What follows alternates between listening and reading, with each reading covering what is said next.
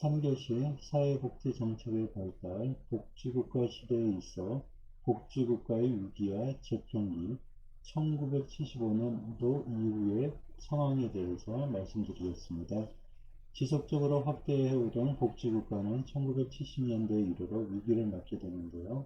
즉, 오일 쇼크로 인한 스태그플레이션의 시작과 경제성장의 종식, 완전 고용의 종식과 대량 실업 발생, 국가 재정 위기, 복지 예산 삭감 고려, 그리고 복지국가의 사회체계에 대한 신뢰 상실 등의 조짐이 복지국가 후퇴 시기의 시작 중이라고 할 수 있겠습니다.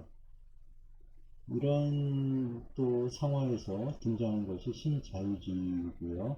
신자유주의는 국가 권력의 시장개혁을 비판하고 시장의 기능과 민간의 자유로운 활동을 중시하는 사상으로서 영국의 대처리즘과 미국의 레이거 러믹스 등이 해당되고 새로운 탄생을 예고하기도 합니다.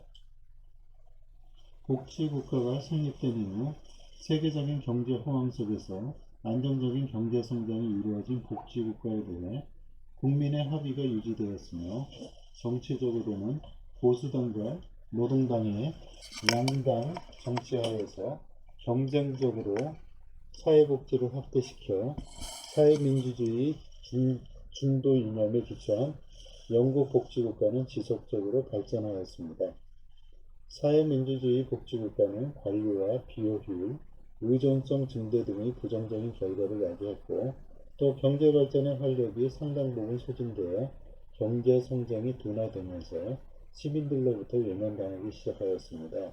특히 1973년과 1979년 두 차례의 석유파동으로 인해 야기된 스태그플레이션으로 인해 제2차 세계대전 후 복지국가의 이념적 이론의 기반이 되었던 케인즈주의가 무력화되어 물가가 오르고 대량 실업이 발생하였습니다. 이로써 1945년에서 1975년 기간 동안 복지국가의 황금기를 주도했던 노동당, 민주당, 사회민주당 정부는 구미 각국에서 거의 모든 제2당으로 전락하게 되었고 그 결과 구미 복지국가는 재편기에 접어들게 되었습니다. 이 같은 상황에서 영국은 1979년 노동당을 누르고 대처가 이끈 보수당이 승리하면서 신자유주의 또는 신보수주의 이념의 토대를 두고 복지국가의 개혁을 시도하였습니다. 영국의 대처 정부는 자유경제와 강한 국가의 구축이며 이 실현에 방해가 되는 케인스 이론과 베버리지의 내용으로부터 탈피하는 것이었습니다.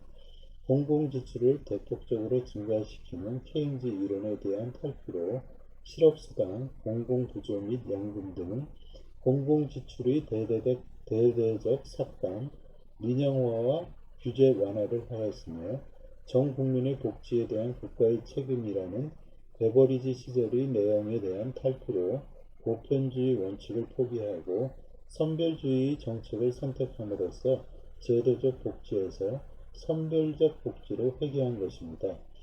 영국의 대처 정부는 사회 전반에 걸쳐 개혁을 단행하였습니다. 6가지 주요 정책의 내용을 살펴보면 첫 번째로 경제 전반의 탈사회화를 진행하여 국영기업의 주식 매각과 민영화를 단행하였습니다. 두 번째로 연금 부분에서 국가소득 비례 연금 체계를 수정하여 급여의 수준을 저하시키고 민간 금융기관을 통한 개인연금을 장려하였습니다. 셋째,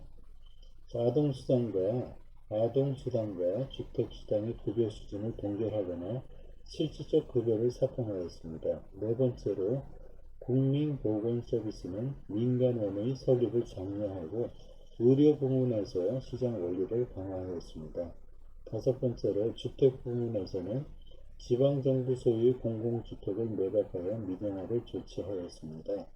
여섯 번째로 대인 서비스 부문에서는 지역사회 보호를 강조하고 지방정부의 사회적 서비스 전달 체계에서 공공부문 역할을 축소하고 민간 부분의 역할을 강화하는 조치를 단행하였습니다. 한편 1990년대 중반에 다시 집권한 좌파 정권도 복지 축소 경향을 다시 역전시키지는 못하였는데요. 영국의 블레어 정부는 대처 정부의 복지 축소 노력을 이어갔습니다. 다만 대처 정부 때 연금 개혁 등으로 인해 노인 빈곤율 등이 높아진 상황에 대해 저소득층에 대한 보장을 좀 더 강조했다는 차이 정도는 있습니다. 영국의 블레어, 독일의 슈레더, 프랑스의 조스팽 등은 모두 3인당 출신이었으나 어느 정도의 복지 축소를 불가피한 것으로 받아들여 복지 지출 조정 노력을 꾸준히 하였습니다. 이들은 전통적 3인주의로부터 벗어나서 새로운 자본주의에 좀 더 유연하게 적응하고자 하였다는 점에서 제3의 길을 추구한 것으로 생각되기도 됩니다. 지구 경제화에 대한 복지국가의 적응 양식과 관련하여 이미 성공적으로 달성한 소득 유지 프로그램을 밑바탕으로 하여 적극적 노동시장 정책, 사회 서비스 확대, 남녀 평등을 중심으로 하는 생산주의적 복지 정책 또는 사회 투자 전략을 통한 스칸디나비아 길, 시장 원칙에 대한 강조와 긴축 재정, 국가 복지의 축소, 탈규제화의 활성화를 통한 신자유주의의 길, 사회 보장 수준을 유지하면서 노동 공급 감축을 유도하는 노동 감축의 길 등으로 분류하기도 합니다. 제3의 길에서 내세우는 복지 전략은 잠시 후 또 알아보도록 하겠습니다. 다시 정리하자면 신자유주의는 국가 권력의 시장 개입을 비판하고 시장의 기능과 민간의 자유로운 활동을 중시하는 사상이라고 말씀드릴 수 있겠습니다. 대처리즘이 1979년 총선거에서 보수당이 승리하여 대처가 수성으로 집권함에 따라서 노동당 정부가 그동안 고수해왔던 각종 국유화와 복지정책 등을 포기하고 민간의 자율적인 경제활동을 중시하는 높은 수준의 경제개혁을 의미한다고 말씀드릴 수 있겠습니다. 대처리즘의 핵심은 시장은 좋고 정부는 나쁘다는 관점으로서 시장에 보이지 않는 손이 모든 수요와 공급을 조절하므로 국가가 과도하게 개입을 할 필요는 없다는 것입니다. 특히 대처에 있어서 과거의 영국 정부는 사회민주주의, 강한 노조, 복지국가와 짝을 이루었으므로 개혁과 청산의 대상이었습니다. 즉 대처리즘은 반사회민주주의, 반노조주의, 반복지국가주의를 주요 내용으로 하는 것으로 실제로 대처는 민영화 정책, 공용주택의 매각, 보충급여의 축소, 자원봉사 등을 통해 복지 정책을 축소했습니다. 미국의 레이거노믹스는 1980년 미국 대통령으로 취임한 레이건이 인플레이션, 생산성 정책, 국가 경쟁력 상실이라는 미국 경제의 상황을 해소할 방법으로 집권 기간 동안 추진한 규제 완화, 감세, 노동의 유연화로 대표되는 신자유주의 정책을 의미하는데요.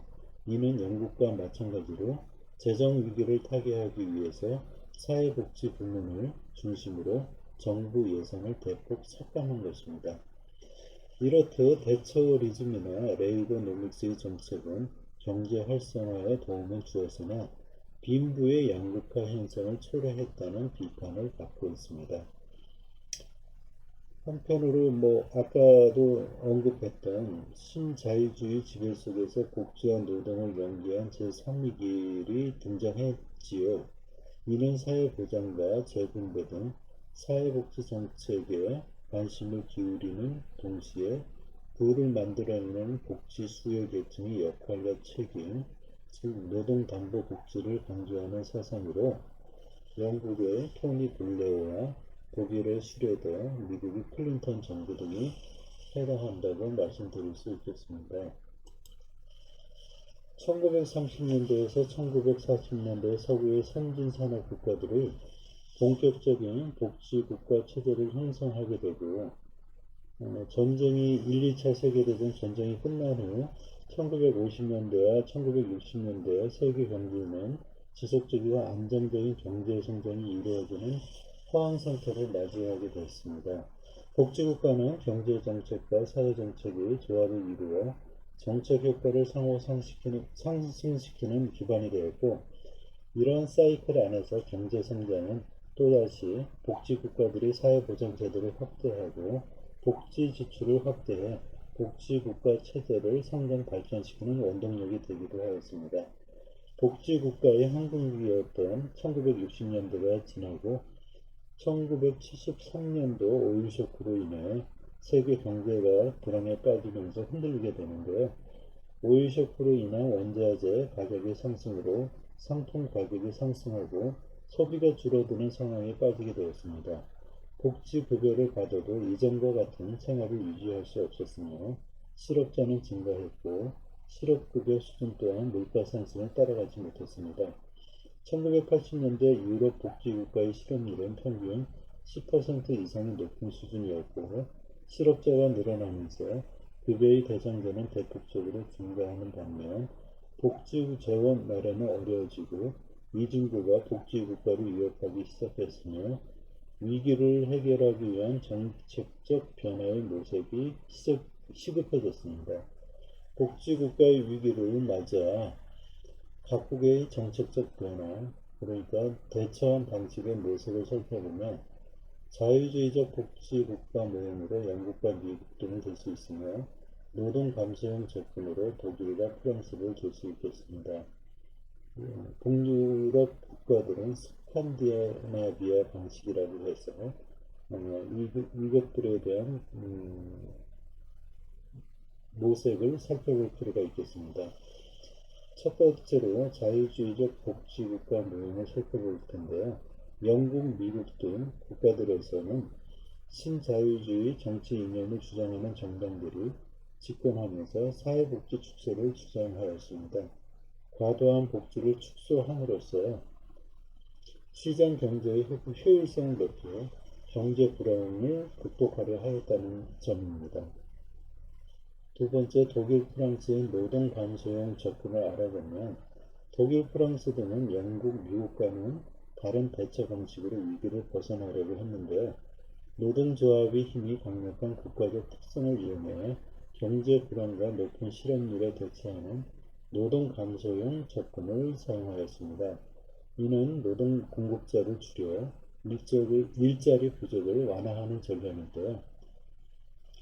여성과 중고령의 노동자들을 조기 퇴직하게 만들고 남성 가정의 취업을 유리하게 하며 맞벌이 부부에게 중과세함으로써 주소득자 이외의 가족원들이 노동시장에 참여하는 것을 억제하였습니다. 그리고 조기 퇴직의 대상자들에게는 퇴직연금을 조기에 지급하도록 하였습니다. 북유럽 국가들의 스칸디나비아 방식에 대해서 말씀드려보겠습니다. 스칸디나비아 방식은 북유럽 국가들이 대처한 방식입니다. 북유럽 국가들은 적극적으로 공공고용을 확대하였습니다.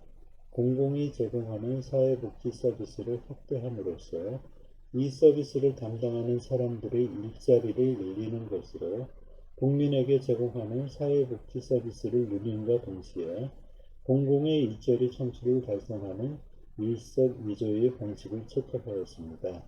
이러한 방식들은 소비의 목적을 이루기도 하였으나 여러 가지 한계점을 드러내기도 했는데요. 스칸디나비아 방식은 공공 일자리 창출과 실업률 감소 전략으로 매우 성공적인 모델로 칭송받았으나 장기적인 지속 가능성에 대한 의문이 제기되었습니다. 또한 공공의 일자리를 위해 막대한 공공재원이 지출되어야 하는데 그 재원은 세금으로 충당되어야 했고 따라서 세금을 낼 수 있는 생산 부분의 경쟁력이 지속되어야 하는 문제점이 많았습니다. 노동 감소형 접근 방식은 경제 위기를 극복하는 본질적인 대책이 아닐 뿐만 아니라 조기 퇴직으로 인한 사회보험제도의 재정 부담을 야기하여 재정 위기를 불러올 수밖에 없었습니다. 마지막으로 신자유주의 방식 또한 경제 회복 효과를 얻기까지는 상당히 시간이 걸렸는데요. 1980년대 내내 경제는 회복되지 않았고 1990년대에 접어들어 낮은 수준이지만 경제 성장률이 플러스로 돌아왔으며 실업률도 점차 줄어들기 시작하였습니다. 하지만 줄어드는 실업률과는 달리 서민 경제는 좋아지지 않았으며 대부분의 새로운 일자리는 정규직이 아닌 비정규직이었기 때문에 그치만 빈부격차와 이를 해도 빈곤이 계속되는 워킹푸어의 문제가 제기되기도 하였습니다. 이어 세계 여러 국가의 국가별 발달 흐름에 대해서 살펴보겠습니다. 독일의 사회복지 정책의 4가지 특징, 영국과 미국의 사회복지 정책의 특징, 북유럽 국가의 사회복지 정책의 특징에 대해서 잠시 살펴보도록 하겠습니다. 세계 여러 국가 가운데 독일은 19세기 초 중반 이후 세계 최고 수준의 독일의 노동자 계급이 강했던 데는 국가와 산업화의 특수성에서 그 이유를 찾을 수 있겠습니다. 독일의 산업화는 시작된 지 불과 30년 만인 1870년대에 노동자 계급은 정치적으로 장악한 존재, 즉 직자 계급에서 대자 계급으로 전환했으며 유럽의 어느 나라보다 먼저 자신들의 계급적 이익의 관철을 위한 정치 조직을 결성했습니다. 여기서 회유책은 바로 사회복지 정책이었던 것이죠. 이러한 노동자 계급을 기존의 정치 질서 내에 포섭해 안정된 사회 기반을 구축하려는 데 사회복지 정책의 초점이 있었습니다. 독일은 오늘날까지 이어져 복지국가라는 용어보다는 사회복지 정책이라는 용어가 더 선호하고 있으며 여전히 사회복지 정책은 사회보험과 노동법입니다. 현재 독일의 사회복지 정책은 크게 4가지 특징을 가지고 있는데요. 첫 번째로 프로그램의 분열, 사회적 프로그램들은 조정되지 않은 채 지역별, 직종별, 정부 부처별로 분산되어 관찰되고 있습니다. 두 번째로는 현금급여의 중점 교육을 제외한 대부분의 급여는 소득 유지를 위한 현금급여입니다.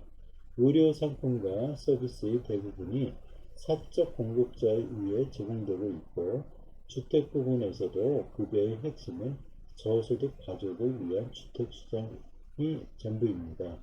세 번째로 사회보험에 의존 국민 개개인은 그러니까 사회보험에 의존하는 국민 개개인은 시민으로서가 아니라 사회보험의 피보험자로서만 소득 유지 급여를 제공받을 수 있다는 점입니다. 네 번째로 노동법의 중요성을 들 수 있는데요. 노동 조건을 규제하는 노동법이 사회적 프로그램에서 차지하는 비중이 매우 높다고 볼 수 있겠습니다.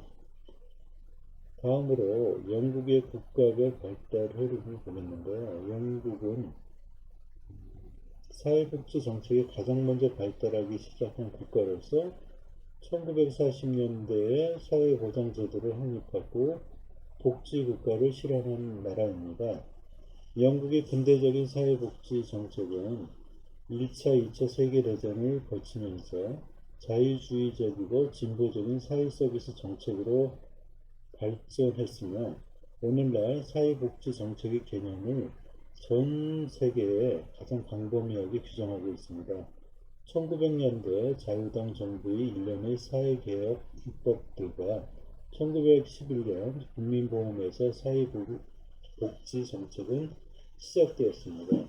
자본주의 국가 중 영국은 가장 관대하고도 보편주의적 보건의료 서비스인 국민보건 서비스를 가지고 있으며 주택을 사회복지 정책의 한 분야로 포함시키는 데에는 결국 전쟁이라는 특수 상황 아래 주택시장에 국가가 대규모로 개입하게 만들었습니다.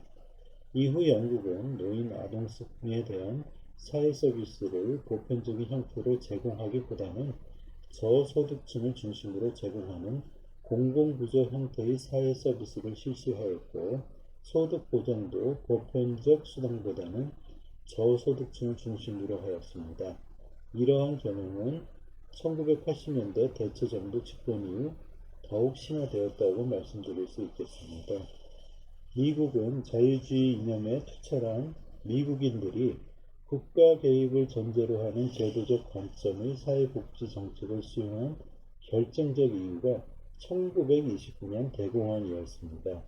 이때 경제 파탄으로 위기를 맞은 사람들이 경제 침체와 빈곤을 극복할 수 있는 연방정부의 적극적인 조치를 기대하였으며 이런 상황에서 1933년 루스벨트 대통령이 뉴딜 정책을 통해 실업자를 위한 지출과 공공사업을 옹호하기 시작한 것입니다. 뉴딜 정책의 철학은 연방정부가 복지를 민간 부분에만 의존하려는 보충적 관점으로 탈피하여 제도적 관점에서 공공복지에 적극적으로 투자해야 한다는 것입니다. 미국의 사회보장은 시민의 생활보장, 즉 생활곤란에 빠진 시민들을 위한 고용기회와 주택 및 생활변동에 대한 대비책이라는 의미가 강했습니다. 미국의 국력을 바탕으로 사회보장의 개념은 국제적으로 확산되었고 1941년 대서양 헌장에 삽입되었으며 프랑스 레지스탕스 헌장에도 등장하였습니다.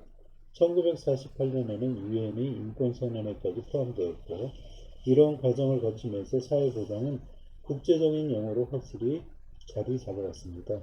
우리나라도 미국식 사회보장 개념의 영향을 받아 현재 사회보장을 사회보험 공공구조, 사회복지 서비스로 구성한 것을 규정하고 있을 정도입니다. 북유럽 국가의 상황을 보면 평등주의적이고 보편주의적이며 동시에 연대성을 중시하는 스칸디나비아 국가의 사회복지 정책은 관대함과 진보성 때문에 복지국가의 최고 단계 또는 복지국가의 이상형으로 평가받고 있습니다.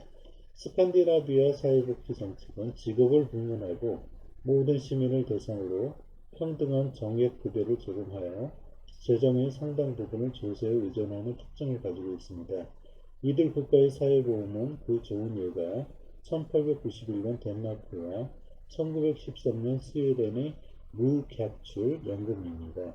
스웨덴 복지국가는 영국식 요람에서 무덤까지를 뛰어넘어 테네에서 천국까지의 수준이 높고 관대한 복지국가를 자랑할 수 있게 되었다는 점이 큰 의미라고 말씀드릴 수 있겠습니다. 우리나라의 사회복지 정책의 발달 흐름을 보면 삼국시대, 고려시대, 조선시대, 일제강점기 시대, 미군정시대, 정부 수립과 1950년대, 제3사공화국, 제5,6공화국, 문민정부 이후 참여정부와 그 이후를 나눌 수 있겠는데요. 삼국시대에는 고대 삼국시대부터 천재지변이나 각종 재난이 있을 때마다 왕이 창의 비축 양곡을 내어 백성들을 구제하였습니다. 고려 시대는 관료적 공공체제가 확립된 시기이며 이 시대 왕들은 빈곤한 백성들에 대한 구애를 국가적 사업으로 인식하였고 특히 고려 시대는 불교의 자기 사상이 사회에 널리 퍼져 있었기 때문에 왕들은 물론 지도층 양반 부호들도 구호를 미덕으로 여겼습니다. 그러나 고려 후기에 가서 국내외의 재난으로 국가 재정이 어려워지자 국가가 운영하던 보호기관들의 기능이 정체되었고 백성들은 생활상의 공경에 처하게 되기도 합니다. 조선시대는 유교를 지도 이념으로 삼아 모든 국가의 제도를 확립하였는데요. 조선 초기 국민구제의 원칙은 빈민구제는 왕의 책임, 구제는 신속성을 중시했으며 1차적으로 국민행정 실시 책임은 지방관이 지었습니다. 중앙정부는 스스로 구제에 대한 교세를 내리고 필요한 관계법을 제정 공표하였으며 지방급인 행정을 지도 감독하기에 이르렀습니다. 일정기 강점기 시대에는 구제사업에 있어 식민정책의 일부로서 정치적 목적으로 시행되어 왔습니다. 일제강점기에 시행된 사회사업은 고아사업, 연소노동자 교육사업, 맹아교육사업, 의료, 빈민구제, 양로, 갱생보호, 인사상담, 인보사업, 숙박보호사업, 직업소개사업 등이 있습니다. 일정기 강점기 시대는 1944년 3월 1일에 조선 구호령이 실시되면서인데요. 이는 65세 이상 노세자, 13세 이하 아동, 임산부, 골급폐질, 질병통병, 기타 정신 또는 신체 장애로 인해 일할 수 없는 자 등을 대상으로 생활부조, 의료, 조산, 생업부조 등의 구호를 제공하였습니다. 구호 방법은 거택구호를 원칙으로 하되 거태 부여가 부적당한 경우 시설의 수용 위탁할 수 있게 하였습니다. 미 군정 시대에는 1945년 광복 이후 3년간의 미군정 시대의 부호사업은 북한에서 월남한 피난민과 해외에서 귀환한 전 재민 및 국내 거주의 요구어 빈민들에 대한 식량, 의료 및 주택 등의 공급이 주를 이루었습니다. 미군정 시대 사회복지 입법은 고어복지, 아동노동복지 혹은 미성년자 노동보호 등과 같이 당시의 시대적 환경에 대응하는 임시변동적인 구호정책이 주류를 차지하고 있었으며 복지에 대한 행정대책이 크게 부족하였던 관계로 무계획적인 민간구호단체와 시설이 증가하였고 외국 단체와 기관들도 많이 있었습니다. 정부 수립과 1950년대에는 1948년 자유당 정부에 의해 출범한 제1공화국이 미군정 시대의 보건후생부와 노동부를 병합하여 사회부로 개칭하고 보건후생, 노동 및 분야 등에 대한 행정을 관하도록 하였습니다. 1949년 3월에 보건부가 창설되었고 사회부에서 관장하던 보건행정을 분할하여 주관하다가 1955년 2월에 보건 및 사회양부는 다시 보건사회부로 통합되어 양부의 관장사업은 보건사회부의 주관사업이 되었습니다. 제3, 4공화국 시대에 있어서는 경제개발과 더불어 사회복지 부문도 점차 발전하기 시작하였고 제3공화국은 정당성 확보를 위해 사회복지 관련법 여러가지를 제정하였습니다. 1960년대 우리나라는 근대적인 사회복지법제를 마련하였고 1970년대 초 유신정권 체제가 끊임없이 도전을 받자 정부는 정치적인 정통성 확립을 위한 어떤 수단이 필요했는데요. 특히 사회복지 서비스 부문에서 사회복지 서비스의 노법이라고 하시는 사회복지사업법이 제정 시행되었습니다. 제5 6공화국민 문민정부 이후에는 역시 정치적 정통성을 확보하고자 적극적인 노력을 기울여 왔습니다.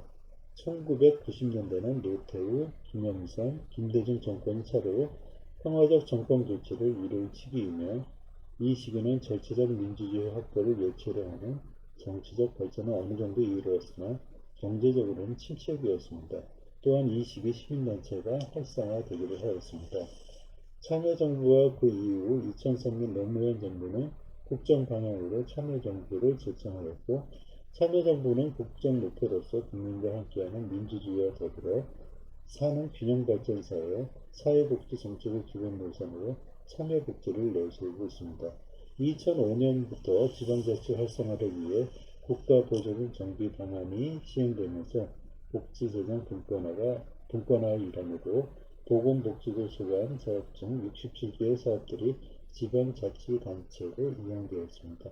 이 가운데 장애인 분야 24건, 노인복지 분야 13건, 가정복지 분야 7건, 아동 분야 4건 등이 포함되었습니다.